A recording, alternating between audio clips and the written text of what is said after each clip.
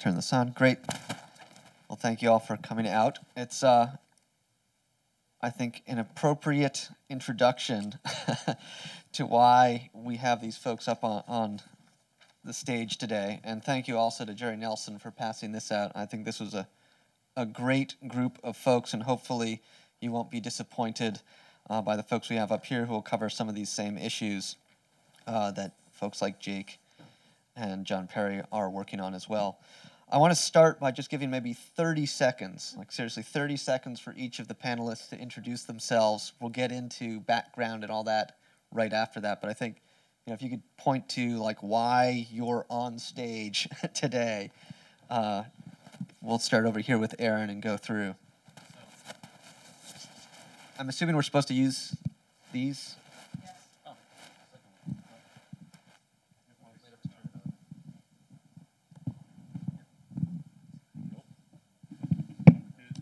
I think it was just on. It was on? Okay, good. So, hi, my name is Aaron Kaplan. I'm from Vienna, from Austria. And I guess I'm here on the stage because, well, we know each other for a couple of years already. We've been working in the same field, doing community wireless networks. I built a large community wireless network in Europe.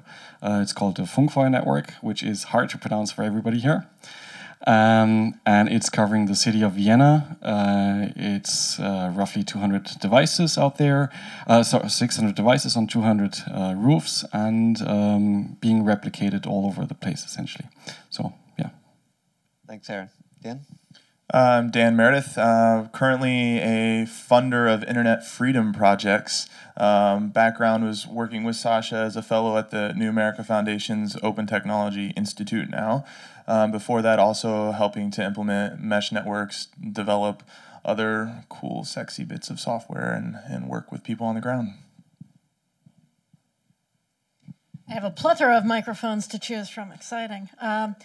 Wendy Seltzer, and here, I think, for work with the Tor project, which produces software for anonymous communications and censorship circumvention and security for those communicating from places of challenge outside the United States and inside the United States.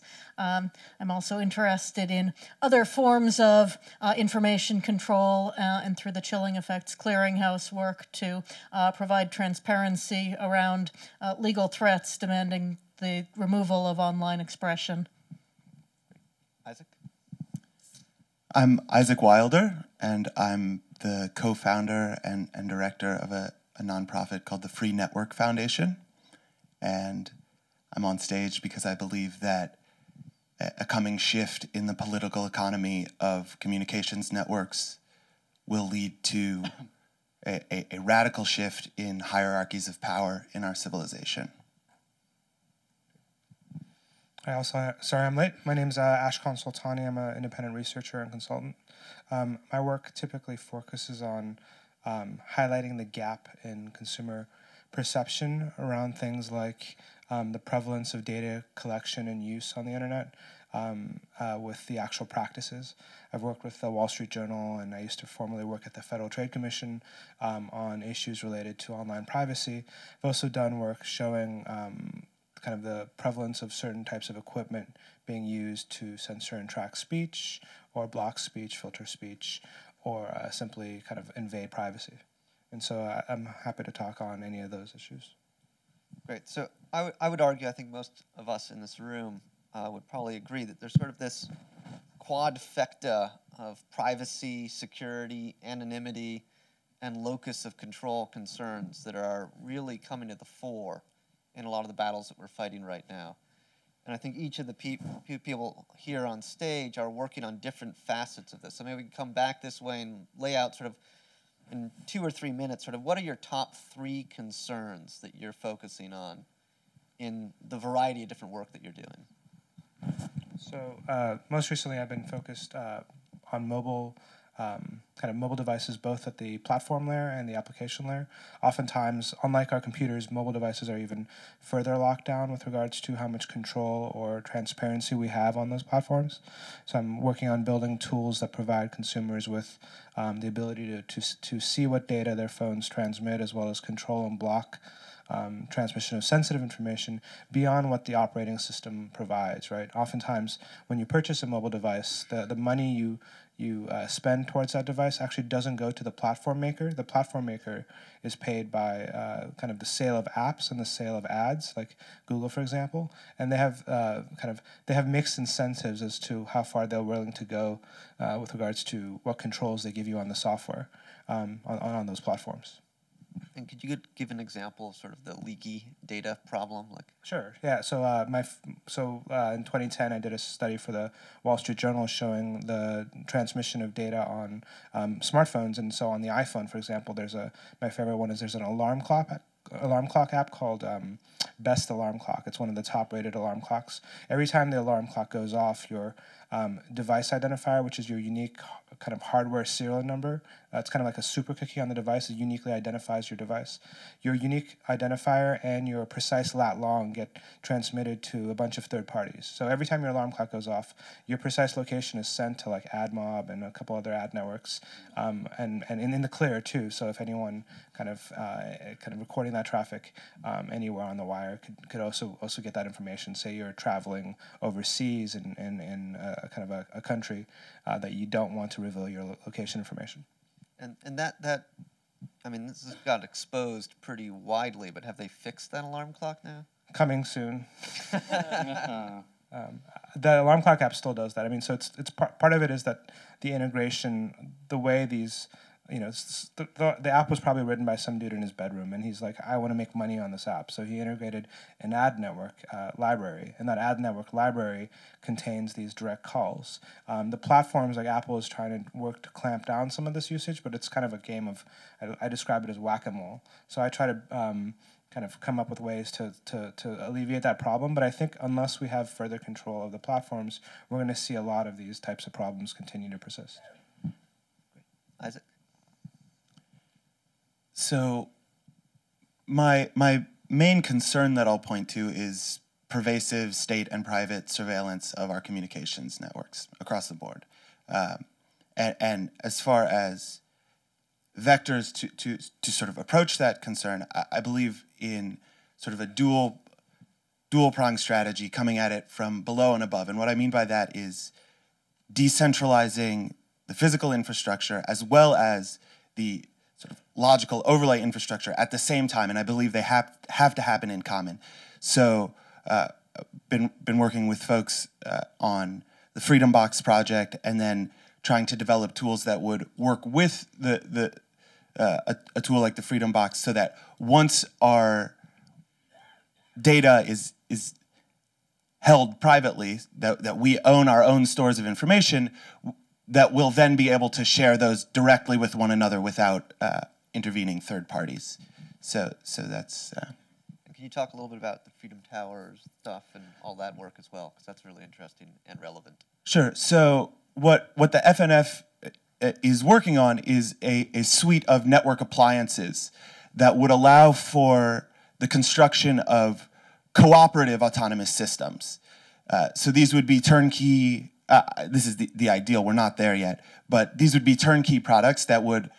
One would be a regional hub that would be a peering point for the autonomous system, and would speak via microwave with Freedom Towers, which would be hosted by churches or community centers or neighborhood associations, and then there would be another called a Freedom Node, which would be in a home or a place of business, and would then be plugged into a Freedom Box, which would actually have the data store on it that was being communicated. Great, thank you. Wendy, you want to talk a little bit about some of your stuff? Sure. And I think an important component of the freedom to connect is the freedom to set the terms of your connection. And that means the freedom to connect without being surveilled as you read, without being censored as you write, without having your connections monitored as you connect to friends or acquaintances or others in your political movement.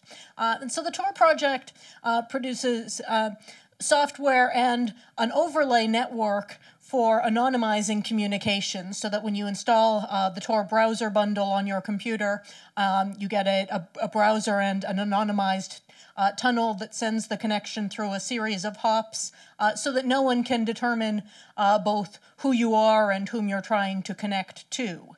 That means that you can often browse to sites that might be censored locally because your connection is bypassing local censors. It means you can publish on hidden services that can't be shut down by someone who traces them back to you.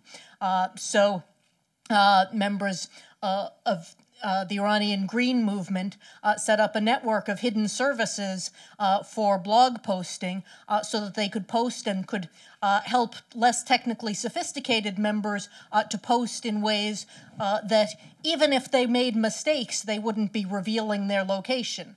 They could set it up so that, if you made a mistake, your blog never got posted, but it wouldn't be leading to the far worse outcome of somebody being able to track you down, figure out whom your Confederates were, and lock them all up.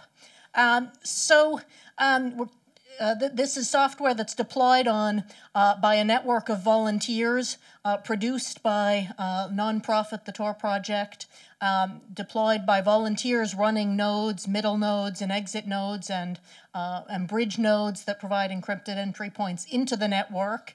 All of these allowing both users in those challenging circumstances, as well as users here who simply don't want to be advertised to or tracked as they browse the internet. So the problems that I see are the persistent surveillance, chilling our activities, the blocking of our ability to speak and communicate, and the push toward architectural control that some people see sort of these first-level efforts as not enough, an attempt to take control deeper in the internet. We worried when we looked at SOPA last year that some of the anti-SOPA circumvention provisions might have been broad enough to apply to these broad general technologies for protecting uncensored communications. I love talking to Wendy because she's a lawyer that speaks like a geek. It's fantastic. So Dan, you come out of the community wireless space. You used to do security audits for corporate firms and test their capabilities. It's kind of like pre-anonymous, anonymous-like stuff, but white hat. And now you're running the Freedom to Connect, no relationship directly portfolio for Radio Free Asia. Why don't you talk a little bit about some of the work that you're doing there and its purpose? Well, and to the original question real quick, too, I just want to reiterate what Isaac and Wendy said. Before this, I spent about a year working at Al Jazeera, working to get journalists to communicate with sources securely. And so the lawful interception and lawful censorship activities that exist both in developed and underdeveloped countries is a big problem, and so I want to say that's a really big thing we have to look against. And then I think really quick, another thing is finding the appropriate technologies to address a lot of these problems, and what that means is more input from folks that aren't in this room, and more input from people that are in the places that we're trying to help, to make sure that more people in this room can make more appropriate technology.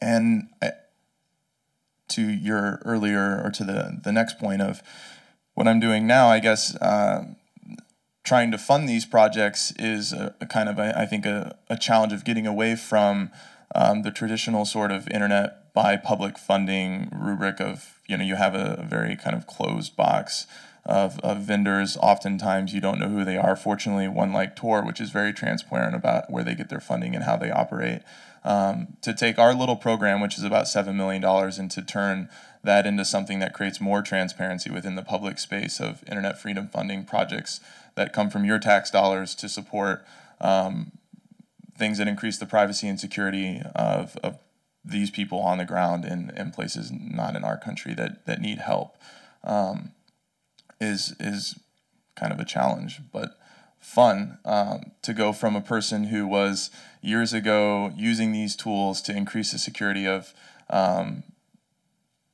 private big corporations, and then journalists and sources, and working within community networks, and then to come back and be a funder and try to find who the appropriate people are to receive these funds is exciting. Sorry. And could you give an example of one of the projects that's? Yeah, well, we're in a really cool spot. We actually just signed contracts for the first tranches. These are semi-public. I guess they'll be public later. But one, for example, that is advertising that they're receiving our support is a cool little project by a guy named Nadeem called CryptoCat. You can go to crypto.cat. This has been used before by other news agencies to kind of, it's an all JavaScript PHP thing you can just kind of drop in any sort of website that you already have, and it creates an end-to-end encryption. And I suspect what you'll end up seeing very soon is it'll be, for the geeks in the room, the first implementation of multi-party off-the-record chat and this is going to make some people shiver, in JavaScript. So that'll be fun, but also very accessible if it actually works out to be a proper implementation, because it will make multi-party OTR an easier thing to deploy than what it currently is. So that's an appropriate technology, in my opinion. Great, thanks. Aaron, you've obviously been in this space for years upon years, working tirelessly in the EU. We've joked, that you're sort of my doppelganger over there. And over the course, he's actually been crashing over at my house. And over the course of this week, we have now had multiple times where one of us has gone to the other and said, what we really should be doing is this. And the other person says, oh yeah, we totally started that about 3 months ago. And can you talk a little bit about some of this that you guys are working on, some of the projects, and also just give an idea of the scale and scope of some of the networks that are right now fully live in Europe that a lot of folks may not have heard of? Okay, thanks. So I'll start with the last part, right? So in Europe, we have, in almost every country in Europe, we have wireless community networks. Some of them are commercial, semi-commercial. Most of them are just run by communities or just a bunch of people. Some of them are organized as an association. Some are even not organized at all. So these networks are fairly large. The largest one that I know of is the one in around Barcelona. It's covering a huge area. They're growing exponentially right now. The current number of nodes that is written on their webpage is 16,500. That was 2 weeks ago, so it might be more now. And they're becoming so large that they're actually sort of getting 10 to 20% of the market, of the total market there. They found a very interesting mechanism to grow quickly, so fast. And so if you're interested, I can talk to you later about that. There's another large network in Athens, around 5,000 nodes covering the whole city, and the mountains around it, and they're connecting already to Thessaloniki now, which is the second largest city, all Wi-Fi. And to some of the islands also. And islands, exactly. It's ideal for connecting many islands. So Wi-Fi is definitely something that pays off there, absolutely. I myself, I co-founded the Funkfeuer network, which is a pure mesh network in Vienna. It's covering the whole city, roughly 200 roofs. It was replicated in other cities in Austria, and we felt that we wanted to push pure mesh further. So we started to maintain the oldest R mesh protocol code base. That's mainly done in Vienna right now with one developer from Germany. And we've been pushing this the scalability of the mesh routing protocol to I think it's now around 10,000 nodes on small Linksys style devices, so 200 megahertz devices. We tried it with 1,200 in a real world test. If anybody wants to talk about that later, I'll be also interested very much. Now, the thing that was really interesting, coming back to your doppelganger picture, was that Sascha was doing the Commotion project, right, at OTI. And pretty much in parallel, I was with a couple of other groups, was applying for an EU grant, the Confine project. That project is a 4.9 million euro project over 4 years, which includes renowned universities such as, or research institutes such as the Fraunhofer Institute in Germany, University of Polytechnic Catalonia in Spain, and 3 community wireless networks. Now, the goal of this is to create a large test network in a wireless mesh community setting.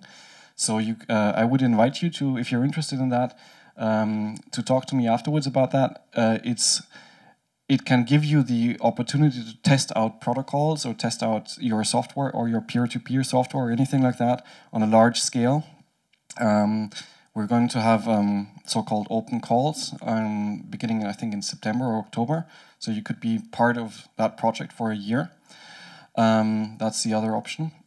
And yeah, so it's a very interesting ride over the last couple of years. Many things. And one more thing that I think I would really like to deposit here is I see not so much in the developed world invasion of privacy by governments, but I see it on a large scale by companies, but also by cybercrime. So during my daytime job, I work in IT security. And I just see the real numbers of infected PCs in our small country, which is considered to be pretty clean, according to Microsoft, actually. We only have an infection rate of roughly, I think, 3 or 5 per mil, well, like per thousand, right? And if you scale that up to the number of computers, that's massive. These are infected computers. So these infected computers can be remote controlled, and your privacy is essentially gone. So I think the scale is different here. So I would like to, make people aware of this, actually. Yeah.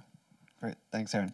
So we've touched upon a lot of the stuff that's happening right now. I think one of the interesting things is what is sort of part of total paranoia on our part this month becomes established fact and verified the next month. I was wondering if folks would be willing to sort of maybe take some guesses as to what sort of malfeasance do we suspect is happening right now. We don't have yet the data to back it up, per se, or it's anecdotal, but that we suspect over the next year or two will become established as known, verified, etc.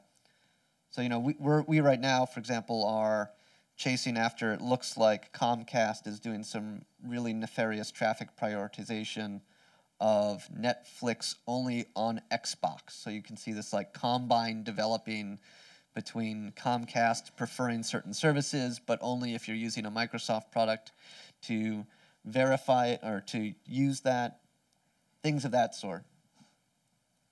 And this could be in the privacy, security, etc. Well, I think you're going to have more in the next year of finding out what actually has happened in the last year, and we should be more concerned about that than the things that we don't know about that are going to happen in the next year. That's a bit of like a circular thing, but for example, in the Arab revolutions, there are some major publications that are just starting to get kind of the, I don't know, the will or the push or the they feel it's the right time to start publishing about all the egregious things that happen to their journalists in the field.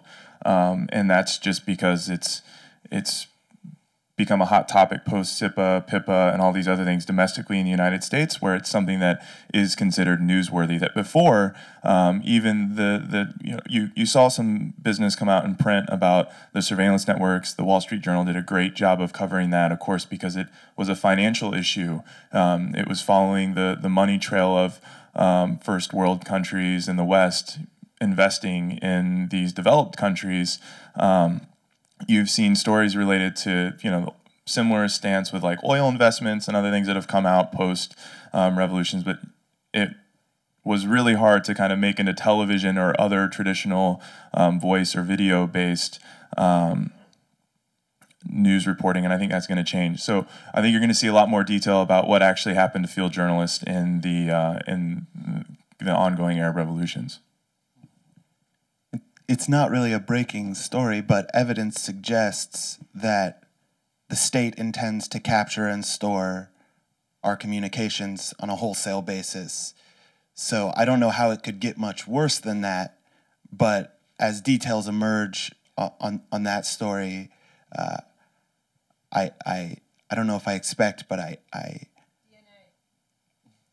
DNA. Police are catching DNA. So, can you talk a little bit about the NSA's new data center? Sure. So there was a story in Wired that I'm sure many of you saw, exposing the details of a $3 billion facility in the desert, in the Utah desert.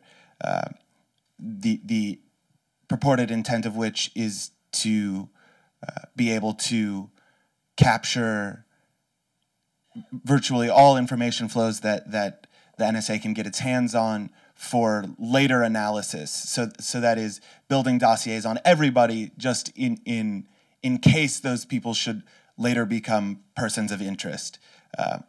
So that is a terrifying and Orwellian prospect. I think we're going to see lots more privacy invasions through the analysis of data that's already being collected, and the greater connection between private collection of information and government acquisition of that information. So, as a friend of mine put it, a subpoena is part of the threat model against privately stored data, that the government can go after information given, whether voluntarily or involuntarily, to private parties and aggregate that into highly detailed pictures of our activities that often we really don't know or anticipate. And as the processing power and inference power around that data improves, I think it's going to become more and more oppressive that others have all of this information about us, that even if we're trying to collect and analyze on our own, we don't have the kind of ambient data store to make the same analyses or conclusions from. So I'm looking for ways that we can push for better tools to give ourselves feedback about the information we're disclosing, and then use that to kind of self-regulate so that we don't have to demand regulation through the law. Okay, so these are pretty hard topics actually, and they interplay massively. So on the one hand, we have privacy issues, right? We have the whole that touches the whole cloud topics, like, you know, if I chat with somebody and it goes over Google and it's unencrypted and so on. Actually, I'm just supporting what you were afraid of in that way. But I'm actually releasing that data myself. So in a sense, it's my own fault, you know, somehow. So this brings us back again to community wireless networks and why it's so super important to own your own infrastructure, to own your own mail server, have your stuff there, and if you want to communicate with somebody, just give that person an account. Okay, simple, and go over SSL. Now, the article in Wired that you mentioned still, I think, aims at one more step. I think that they're really smart people there, right? So they would just store data, according to the Wired article, and eventually be able to break the crypto. Okay, well, in a sense, that's their job. Again, I'm not so much afraid of this attack or this attack vector. I'm more afraid of the massive invasion of privacy that we see by cybercrime, because you don't have any checks and balances there. You don't have any oversight. You don't have any democratic means of complaining. You don't have the media complaining about these guys somewhere in some country, and they're just siphoning off your data anyway, and they might eventually arrive at that conclusion. And now we're getting really dystopian, right?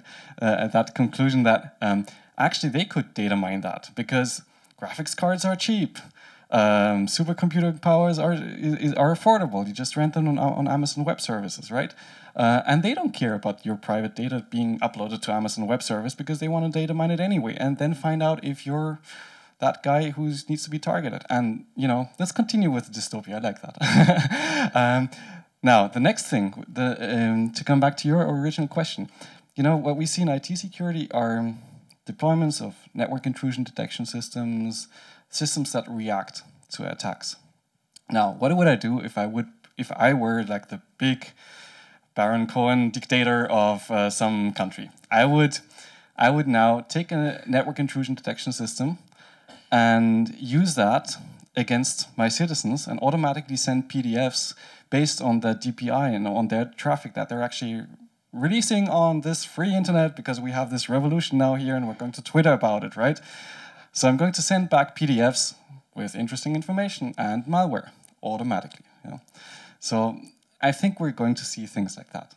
So maybe this comes back to your original question. I just want to say we already see that. that is like disinformation that's been going on for like a long time, and now using Twitter as a means of identifying who the leaders are so that you can post on behalf of them.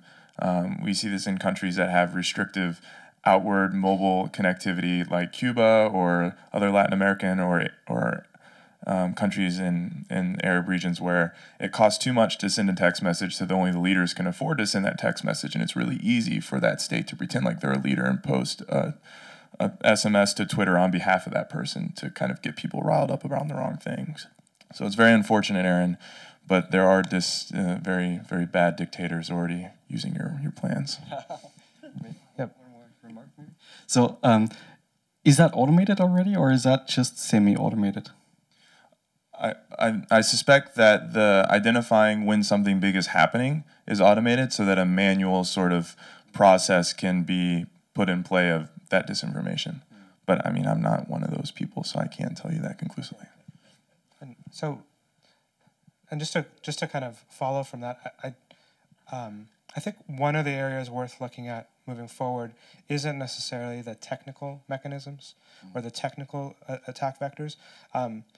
I think a fun place to look is around the behavioral attack vectors, right? This is things like, for example, when people use Tor, oftentimes they are logged into services, and so they feel like they're anonymous, but the convenience they find in being logged into services is extremely useful, and they can interact with their email quickly or use public services that are easier to use, and the friction is low enough to where they're compelled to use these services. So I think these subtle nudges that for people in this room, everyone might run their own mail server and use SMIME or manage their keys. I think for most people they don't, right? They use what's kind of quick and easy, and as a known quantity, I think a lot of services kind of play on this, right? We might see a move, for example, to more and more to authenticated services, right? So if we want to do search or if we want to do any kind of interactive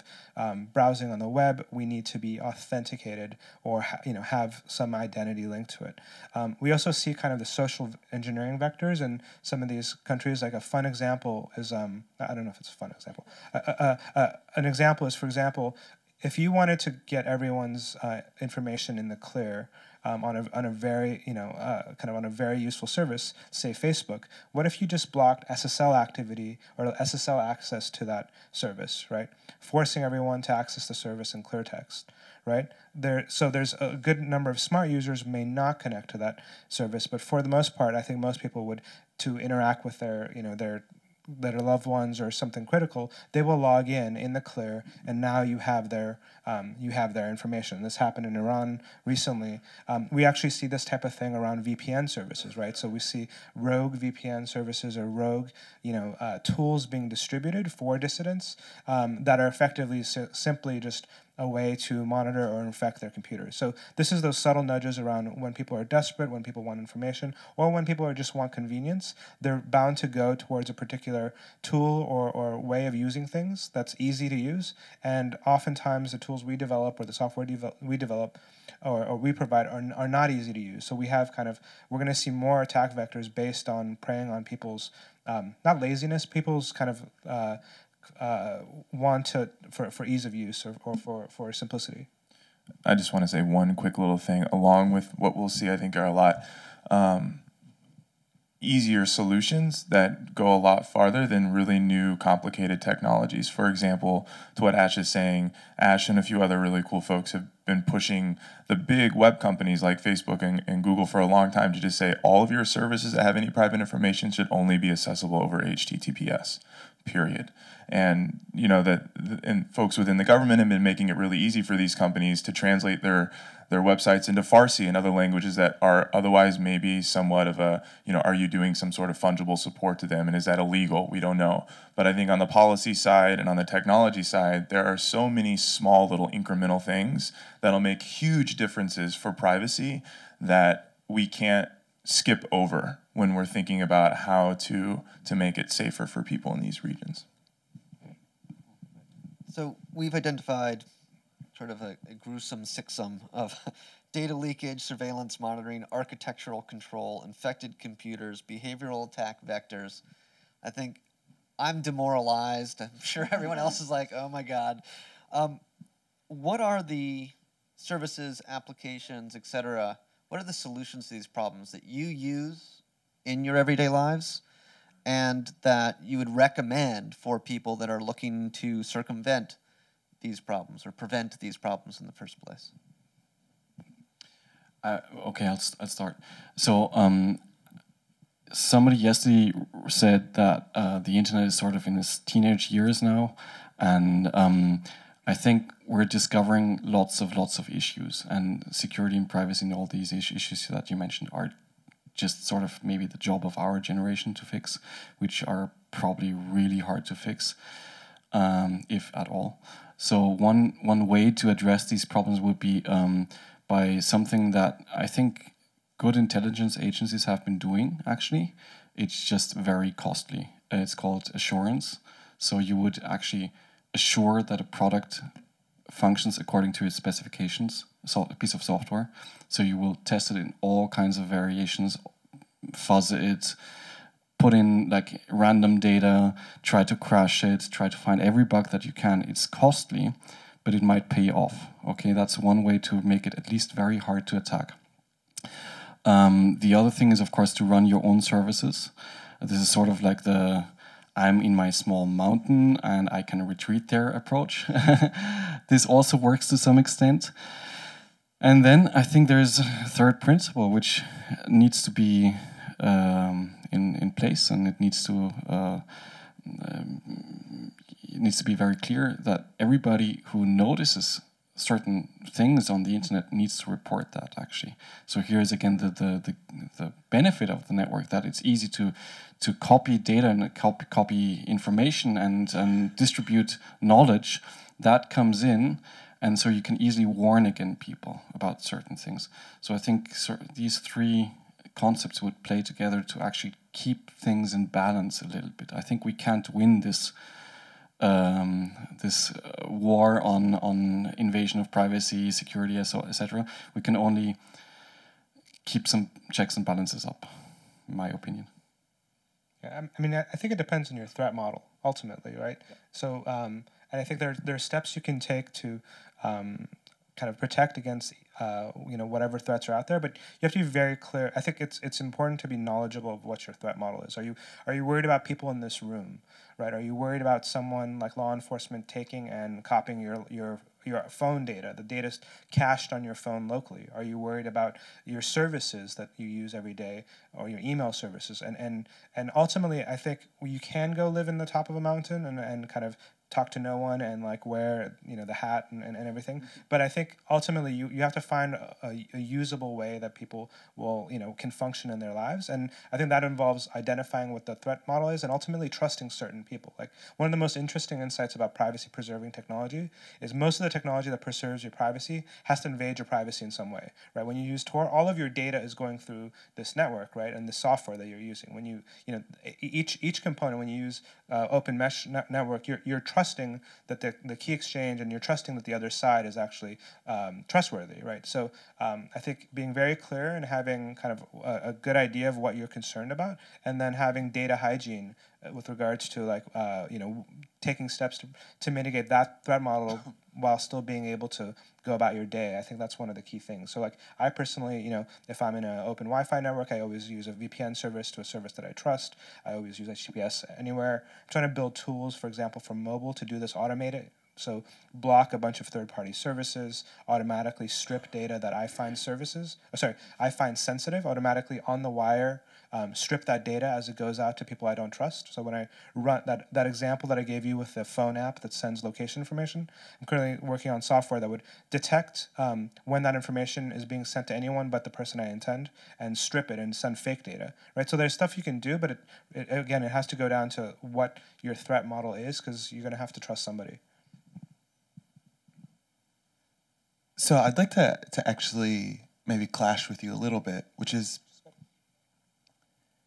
as far as the threat model goes, I think it's important to, you say, okay, you've got to trust somebody. Yeah, you can retreat to the top of a mountain and wear a hat, but that's not very practical. And that's true. But at the same time, the fundamental dialectic of our struggle is this. Will we be enslaved by our technology or liberated by it? The stakes are really high. So, yes, we have to be pragmatic, but there is room for not, I won't say absolutism or fundamentalism, but we do need to think long and hard before we trust. And I know that you agree with me there. I just want to reiterate that the decision of who we trust is incredibly important. And that sort of brings me to my next point, which is, well, what strategy is sort of an obvious one? Stop using Facebook. I know that's not a very popular sentiment sometimes, but just stop. It's bad, and we need to lead by example. People look to the technologists that they know in their lives for the cues on which technologies are appropriate and which ones are useful. And when your friends and family see you using that technology, it suddenly becomes acceptable. And so I just think that needs to be said. And then final point is just, I really want to reiterate what Aaron said, which is data ownership. Run your own services. And that's the flip side of the stop using Facebook picture, is start running your own services and hack on them so that they're easier for other people to do that. And eventually we'll get to a place where everyone can just plug in a plug server and it'll have a microblog and a blog and et cetera.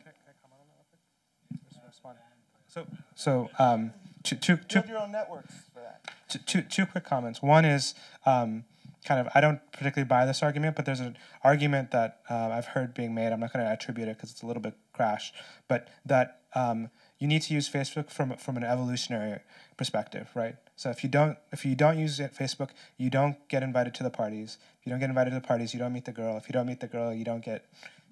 So that's kind of, but realistically, we saw things like Obama Town Hall. To participate on the 2008 Town Hall or 2010 Town Hall, you needed to have a Facebook account, right? And that was, there are things where we might need to interact with these services, and we have to find ways to do it. The other piece is, and this is just kind of talking out loud, how many people think they can secure their network better than the engineers at Google? So there's probably some, right? But you're probably wrong. Right. I mean, I don't know you guys, but these guys are really good. And right. And so, but there's this. Well, that's just like assuming that a group like this number of people can out-engineer 10,000 people in China to like get those people online. Like you just have numbers against you. You might be really smart, but that doesn't mean that like you versus 150 other really smart engineers are going to come up with a solution. And that's my point, I guess. And so ultimately, you do have to, again, like there's this idea of like federation in terms of we no longer have nationalities, we have services that we trust, right? So maybe I'm an Apple person and I trust the Apple platform to instill my data. Maybe I'm a Freedom Box person and trust the engineers at Freedom Box to have engineered a solution. But you ultimately have this you still have a trust model that you have to pick.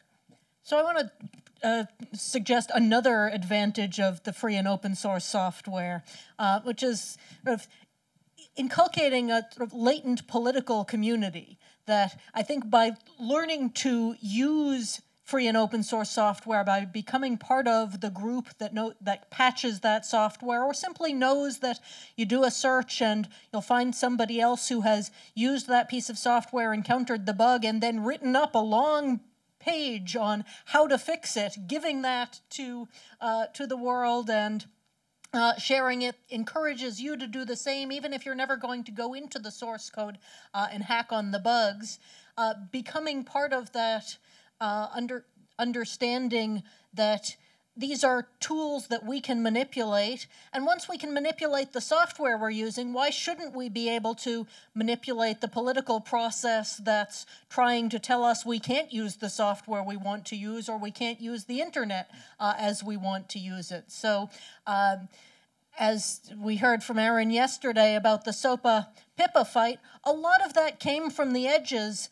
A lot of that came from people who had been sensitized to the problems through these connections to communities, and who were able, when they saw the threat loom large enough and heard from friends that this was something to be concerned about, to launch those calls to Congress people, to launch the website blackouts of all sizes, and the small efforts along with the larger ones on the scale of Wikipedia were all helping to change the tone of politics there. I feel compelled to respond quickly. The trust models are different. With free software, unless you're downloading a precompiled binary, you can see the source code. And I know that in practice, we're not going to go through every line of code, but it's a principle thing. As Wendy said, when you have access to the source code, it's at least open for verification, and there's a community verifying it. So it's a very different trust model. And then just the other thing is not getting invited to the party. Do you really want to be at that party? I mean, if you can only go if you're on Facebook, is it going to be fun? I mean, I guess the point I'm really trying to make is that seems like a myopic viewpoint. You wouldn't know. I like to say that the medium is the message. So getting invited to a protest via Facebook doesn't actually seem like a radical action at all. And I guess the same thing applies to discourse. Discourse being had over Facebook doesn't seem like substantive discourse in a lot of ways, because it's being mediated through a corporate third party that's monetizing the information flows to better sell you things. It seems almost impossible that you could have real, powerful discourse via such a medium. But So I worked on the FTC Facebook investigation, and I know very well how their systems work, probably better than most. To your point earlier, the party, when it's Obama's town hall, when it's the presidential town hall, or when the network effects are so strong that you are excluding people from using these services, I think it starts getting, again, to this behavioral thing of like, yes, I could not do it, and I could boycott, but there's some real costs to the individual. And maybe for us in the room we will do that, but I don't know if most people would. Same with the source code review, right? So there's been tons of source code, open source software that's been kind of either had bugs or backdoors or weaponized Trojans, right? So we had SSH for a while, for a short amount of time, had a very deliberate backdoor that was missed, right? So again, the behavior, while I think a concerted effort to review software is effective. Most people, when they're installing, will just quickly install and not review. And that's sad, but I don't know how to change that. Or the Debian bug with the randomness, which was wrong. Pretty serious in SSL, yeah. So I'm going to open up for questions in a moment, but I think David wants to say something. I have a minor intervention. I'd like to take the temperature of the room.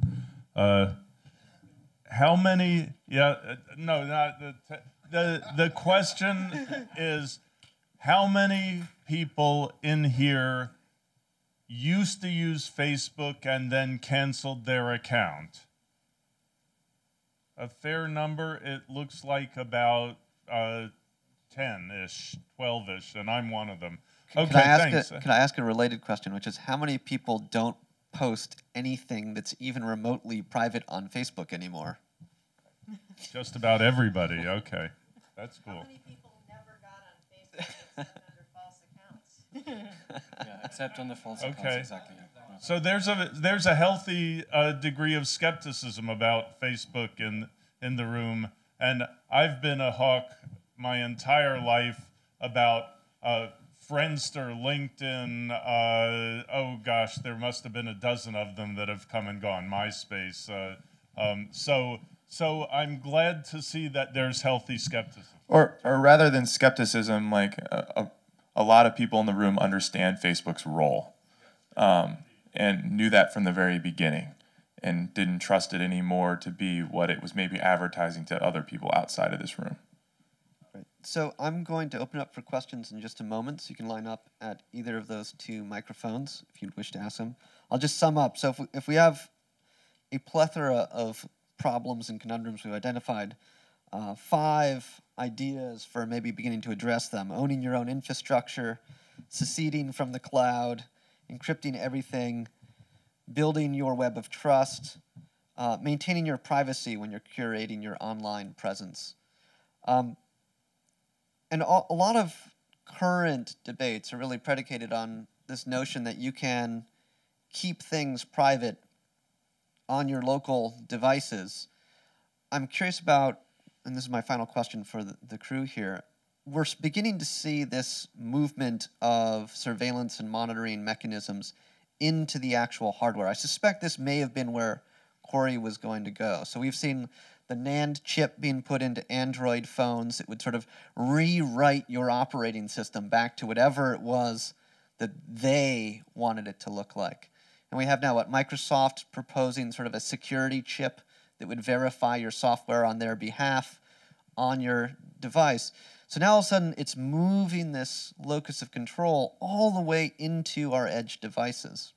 And of course, anyone that's been in the space would say, well, that's just rife for backdoors and other malfeasance. So I'm curious, what do you guys see if we're going to continue this dystopian kind of trajectory as the near-term and maybe long-term results if that's allowed to transpire? I'll start, okay? So I one of the things that I'm really afraid of is sort of a vision that where it will lead to is that everybody will have his own kind of internet. Like Google is already starting that to customize your search results. So it's actually this huge open space, this connected space will actually be fragmented. And I think it already is in some countries. It's just not so much in Europe and in the US, but in China it looks totally different. So I think this is the long-term consequence. From the IT security standpoint, as white hat person, you want to segment your networks. From maybe government perspective, let's say outside of the US or Europe or Australia or democratic countries, you want to have control over your networks. And then from the manufacturer perspective, you want to have control. So this actually all leads in one direction, segmented internet or a network of networks, and they're not so interoperable anymore. So we lose a lot of the actual original value of the internet, and I don't know how to stop it, to be honest, yeah, except for speaking transparently about it. Yeah, I would actually echo that. So I'm kind of a fan of trying to. So I don't view corporations as big evil kind of entities that are trying to eat our children, right? I think they have their incentives and we have ours, and people, and to the degree that they clash, you can have a debate. You can have a public debate.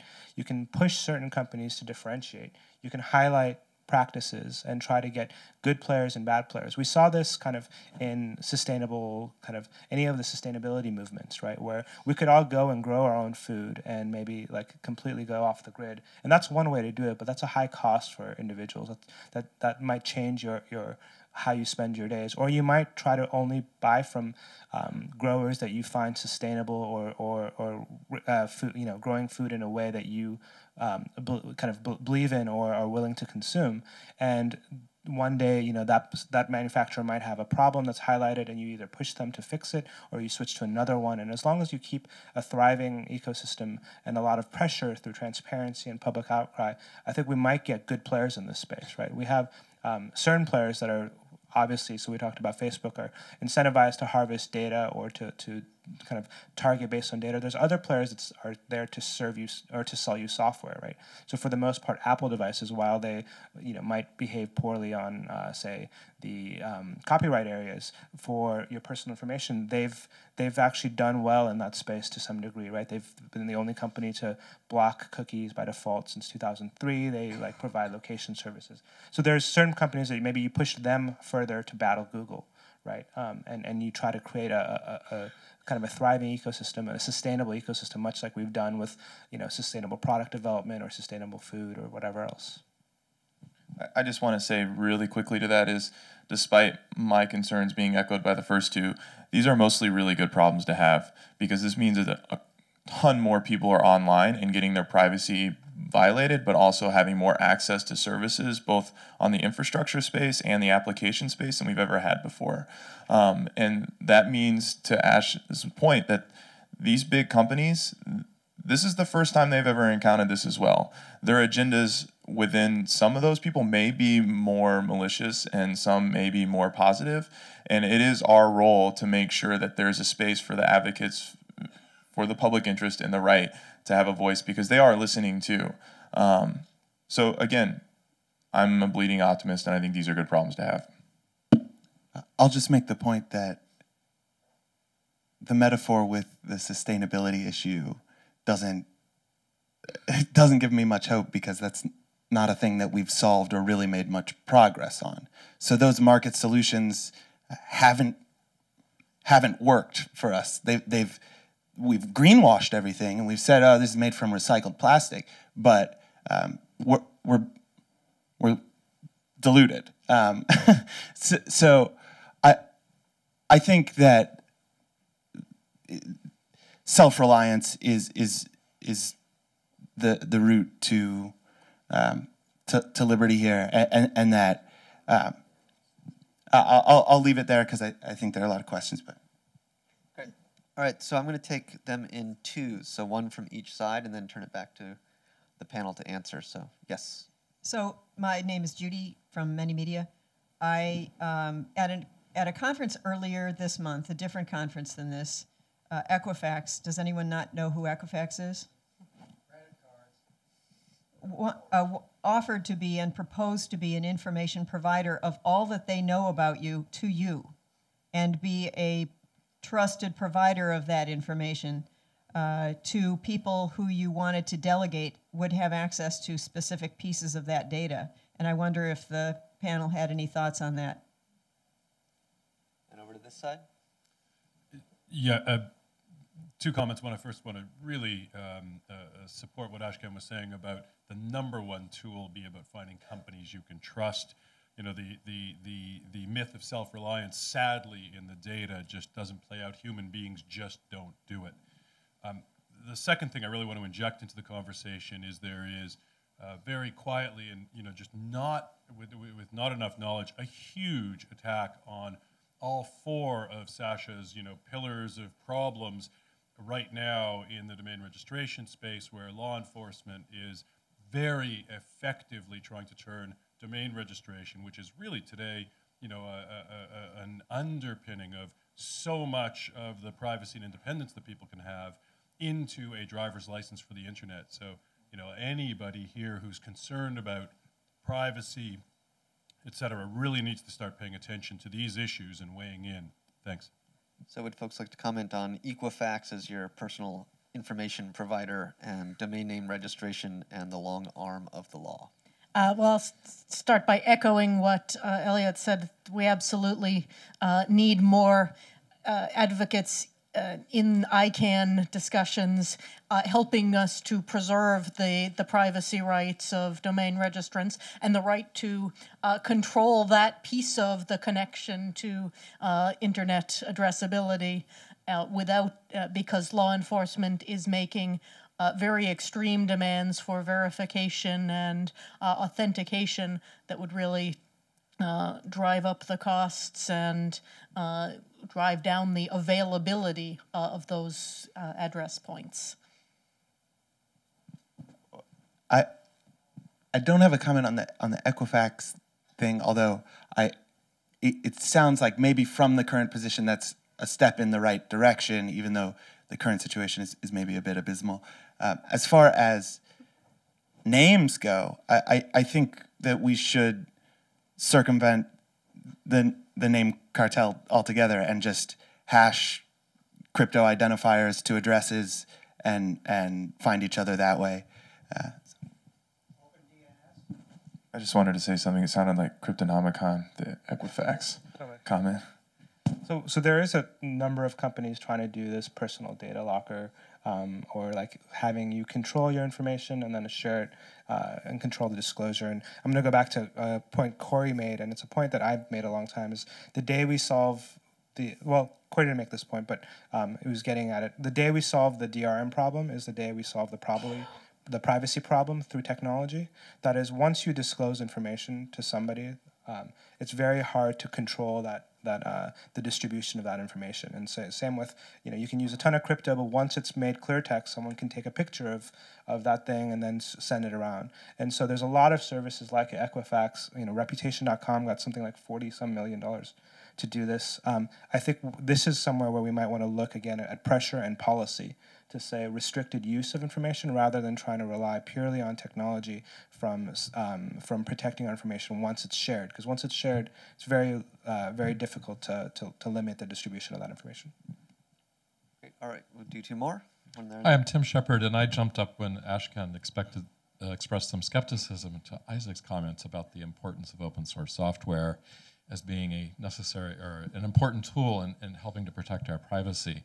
You mentioned that you can't possibly read all of the open source software code and check it for things. But when you install software on your computer that someone else wrote, you have to trust their competence and their benevolence with all of your data in most cases. And that's true of all software, whether it's closed sourced or not. Some software is withheld, the source code is withheld from peer review. And some software, all of the source code is open to peer review. And it's not that I can't possibly read all of the open source software that I download and use, but the important thing is that I am part of a community that reviews the source code, and that there's a free and open discussion within that community about what is this code doing with my data. And the authors who are writing for the open source world are aware that their code is going to be reviewed line by line by somebody out there. Whereas the person who is an author in a closed source software, there might be one other employee that reviews that code, or nobody. Maybe it just gets tested. And now we live in a world where a lot of the code that we run is actually running on the server, not on our own machine. And so I think Isaac's comment about the importance of us being able to choose our own software to run on the server side is deeply important. And there again, using services on the net where that code is open, even if it was installed by somebody else, at least they say, this is our site, these are the services we offer, and by the way, here's all our code. And then boxes you can deploy on your own. This is all deeply important. So I just couldn't help but jump up and and help Thanks, Tim. defend Okay, I'm Isaac's going to comment. take moderator's prerogative and say that's the last question we have time for, but I'm very curious to hear the panel's brief response to that. So speaking of software as a service running server side, I have a poll for people as well. There seems to be, and this is in part because of our friendly Twitter troll, but there's a healthy degree of skepticism about Facebook. Who in the room uses Google services? Who trusts their private data to those services?